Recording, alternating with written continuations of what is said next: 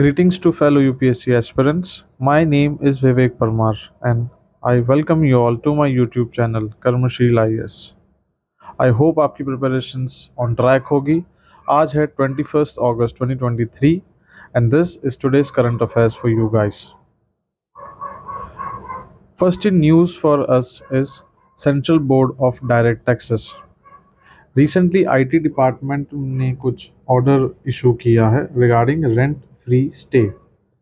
News relevant नहीं है but ये जो ऑर्गेनाइजेशन है ये यूपीएससी ने कई बार ऑप्शंस में जो है प्रीवियसली पूछे गया है।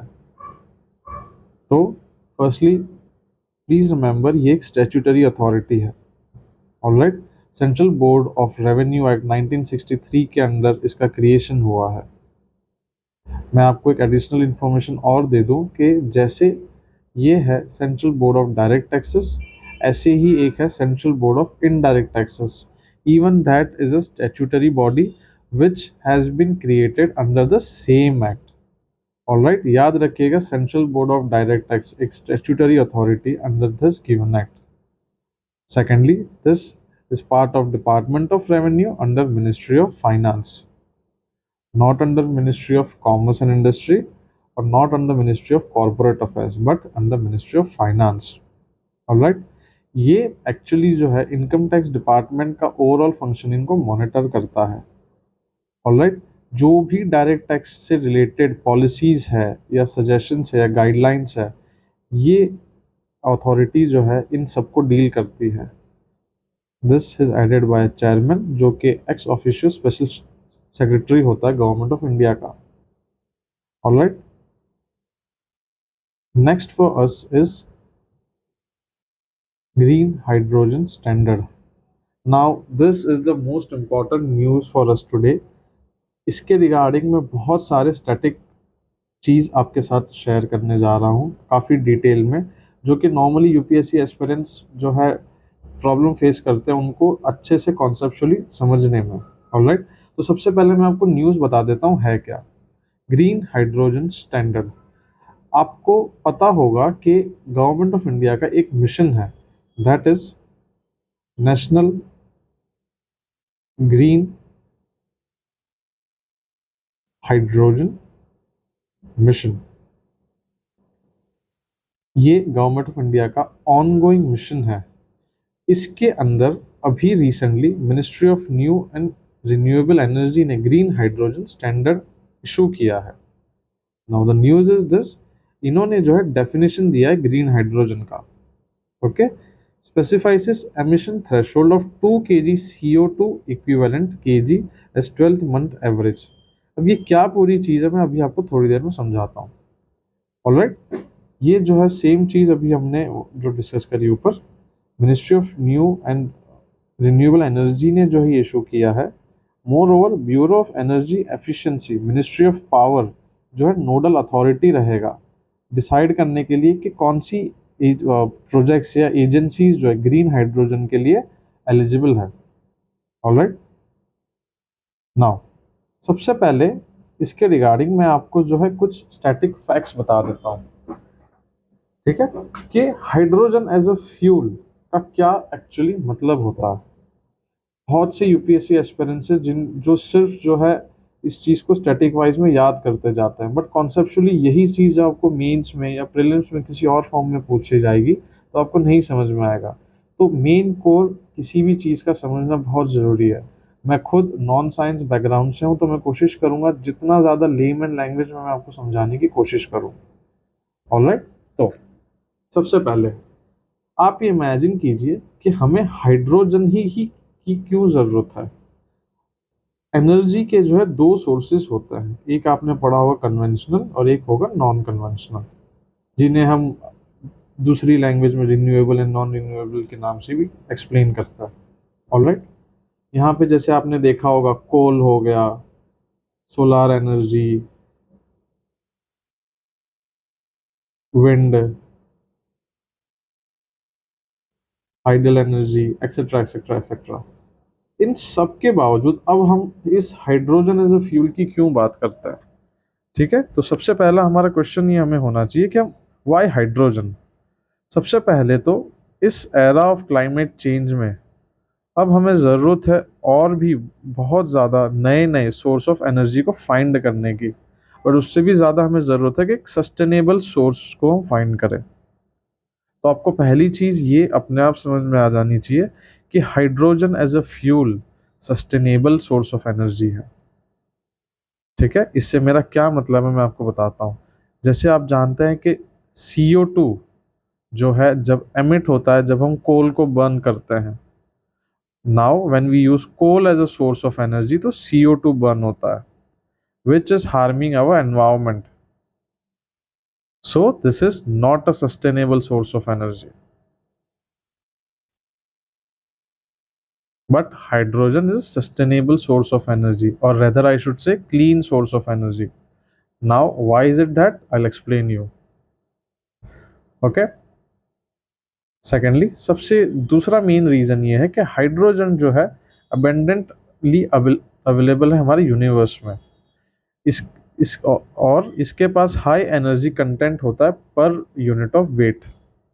ठीक है, तो अगर आप ये सोच रहे होंगे कि अगर ये अबेंडेंटली अवेलेबल है तो अभी तक हमने इसका यूज़ क्यों नहीं किया, तो प्रेजेंटली मैं आपको बता दूं ऐसा नहीं है कि हम हाइड्रोजन का यूज़ नहीं करते हैं। हाइड्रोजन प्रेजेंटली जो है इंडस्ट्रियल हाइड्रोजन के फॉर्म में यूज़ होता है,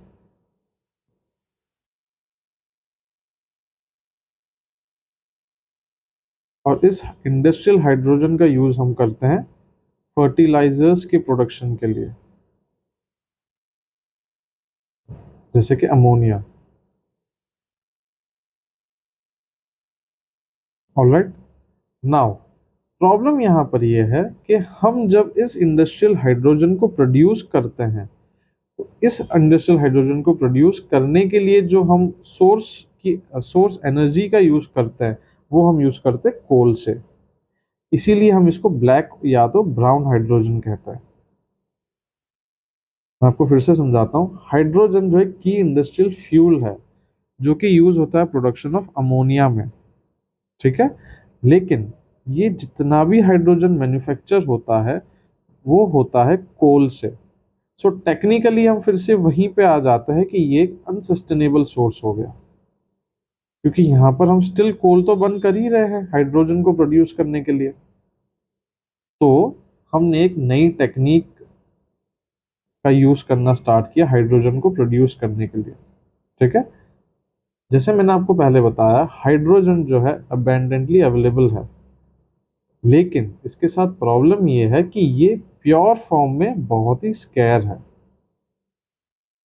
प्योर फॉर्म से मतलब मेरा ये है कि सिर्फ हाइड्रोजन जो है काफ़ी ज़्यादा रेयर आपको मिलेगा। हाइड्रोजन कंपाउंड्स में किसी और एलिमेंट के साथ फॉर्म होके ही आपको मेजरली मिलेगा। तो हमारे लिए ज़रूरी है कि हम उसी एक मॉलिक्यूल को या कंपाउंड को सेपरेट करके हम हमारा हाइड्रोजन निकालें। तो इस टेक्निक में हम क्या करते हैं, जो हमने टेक्निक हम यूज़ करते हैं हाइड्रोजन को एक्सट्रैक्ट करने के लिए, हम जो है इलेक्ट्रिक करंट को वाटर के थ्रू पास करते हैं। अब वाटर में क्या होता है, H2O। Okay, we have hydrogen atoms and oxygen atoms.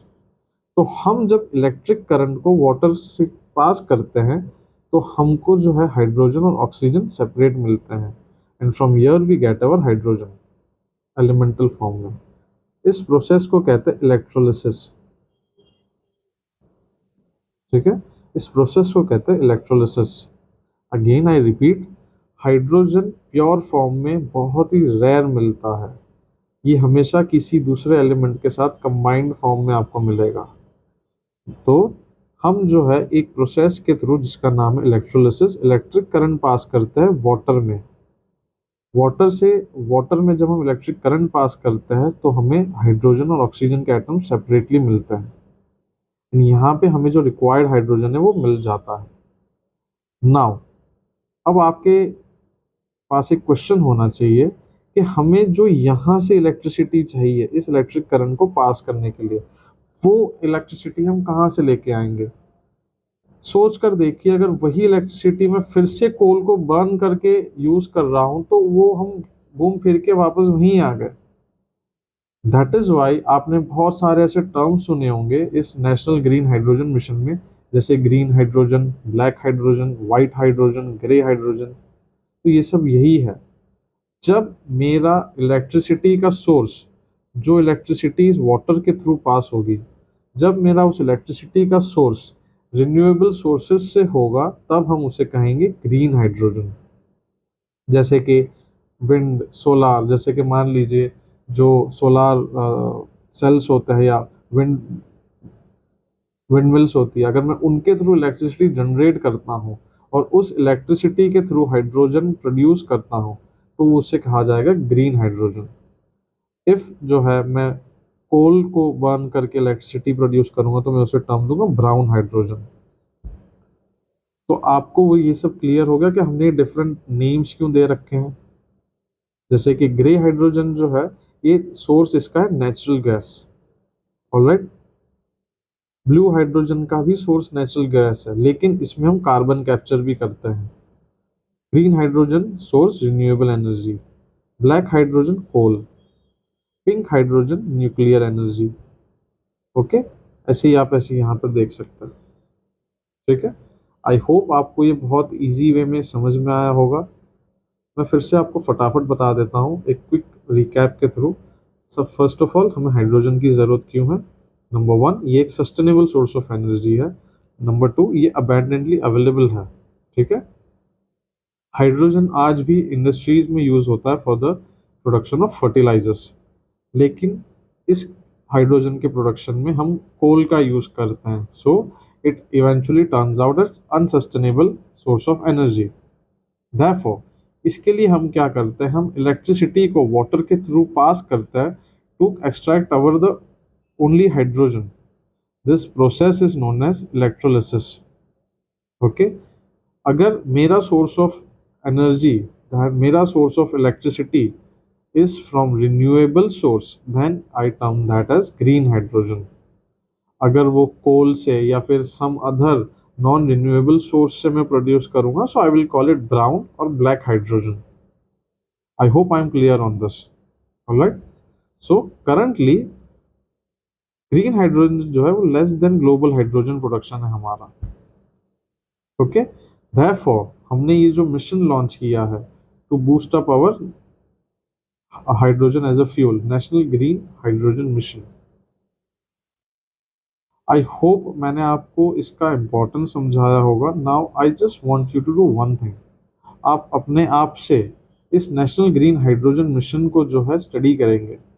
हमारे इसके एम्स क्या है, जैसे हम जो है 2017 तक पूरी तरीके से हाइड्रोजन पर शिफ्ट होने का इसमें एम है।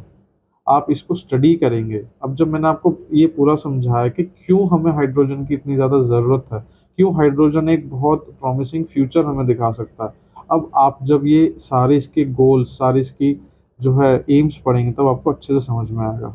Alright, so this is the homework for you. आप जो है ये नेशनल ग्रीन हाइड्रोजन मिशन पढ़ेंगे। Alright, moving on, the next and the last news for us is World Meteorological Organization. Recently इन्होंने जो है एक रिपोर्ट पब्लिश किया, state of climate in South Pacific. इन इसमें इन्होंने जो है स्टार्क वार्निंग देते हुए बताया है कि पैसिफिक आइलैंड्स जो है वो काफ़ी ज़्यादा थ्रेट लेवल पर है, वहाँ पे आइलैंड्स जो है वो सबमर्ज हो जाएंगे, एक्सेट्रा एक्सेट्रा एक्सेट्रा। हमारे लिए इम्पोर्टेंट रिपोर्ट का नाम है और इस ऑर्गेनाइजेशन है। सबसे पहले important thing about this organisation, specialised agency of UN. I hope आपको स्पेशलाइज्ड एजेंसी क्या है पता होगा। अगर नहीं भी पता, इन द फर्दर वीडियोस में डिटेल में एक्सप्लेन करूंगा यूएन के सारे ऑर्गेनाइजेशंस, स्पेशलाइज्ड ऑर्गेनाइजेशंस क्या होते हैं, ऑर्गन्स क्या होता है, etcetera etcetera. There are 15 specialised organisations. मैं सारी आपको डिटेल में लिस्ट बना के समझाऊंगा, क्यों उन्हें स्पेशलाइज्ड एजेंसी कहा जाता है, ये भी सब समझाऊंगा। अभी के लिए आपसे इतना समझिए, यूएमओ is a specialised agency. Okay, ये जो है अर्थ के एटमॉस्फेयर में जो भी हो रहा है उस पर रिसर्च करते हैं और अपनी रिपोर्ट्स पब्लिश करते हैं। इनका हेडक्वार्टर्स है जेनीवा में, स्विट्जरलैंड में। 191 कंट्री मेंबरशिप है। ये इसका गवर्नेंस स्ट्रक्चर है, ज़्यादा इंपॉर्टेंट नहीं है। Now this report is very important, कई बार पूछ लेती है UPSC. State of global climate report, this is publish by WMO. जैसे आपको पता होगा कई सारी रिपोर्ट्स है, यूपीएससी ट्राइज टू कंफ्यूज अस, जैसे आईपीसीसी की रिपोर्ट्स होती है, आईयूसीएन की रिपोर्ट्स होती है, और एक होती है डब्ल्यूएमओ की। इन सभी की रिपोर्ट्स काफ़ी ज़्यादा ओवरलैपिंग होती है और कंफ्यूजिंग होती है, इसलिए हमें ये याद रखना बहुत ज़रूरी है इनके रिपोर्ट्स के नाम। State of global climate report. Reports को भी आपको किस तरीके से कॉमन सेंस के थ्रू याद रखेंगे, मैं आपको एक डिटेल वीडियो में समझाऊंगा कि आपको कैसे हर चीज़ को रटाफाई करने की ज़रूरत नहीं है। आप कॉमन गेस से भी आप जो है अंदाज़ा लगा सकते हैं कि वो रिपोर्ट किसने पब्लिश करी होगी। Alright, so this were the major current affairs news. और भी मेरे पास न्यूज़ थी, but I wanted to explain you this hydrogen वाला थिंग ज़्यादा अच्छे से, इसलिए I shorted out my content. But कल जो है मैं और जो है कंटेंट के साथ आऊँगा, मैपिंग एंड हेल्थ थिंग्स के साथ। सो आई होप आज जो है आप हाइड्रोजन जो है एज अ फ्यूल पूरा कॉन्सेप्ट समझ पाए। अगर आपको किसी भी चीज़ में डाउट होता है, please do let me know in the comment section. मैं इसका पीडीएफ जो है अपने टेलीग्राम चैनल और इंस्टाग्राम चैनल पे अपलोड कर दूंगा। वेदर आई जस्ट से शीलम परम भूषणम, which means character is your virtue. Please पढ़ते रहिए, कंसिस्टेंट रहिए, एग्ज़ाम कब आ जाएगा पता नहीं चलेगा। डेली डेली कंसिस्टेंट रहिए, चाहे आप 1 घंटा 2 घंटा भी पढ़ रहे हो, अगर आपका मन नहीं कर रहा है करते रहिए। आई होप आपके लिए नेक्स्ट ईयर जो है पूरा फ्रूटफुल रहे। जितना मुझसे कोशिश होगा मैं उतनी आपकी हेल्प करने की कोशिश करूँगा। करंट अफेयर्स के अलावा भी मैं और नई काफ़ी वीडियोस अपलोड करने वाला हूँ, सो आई होप वो आपको सारा हेल्प करे। सो कीप स्टडिंग, बी कर्मशील, work hard. Thank you guys.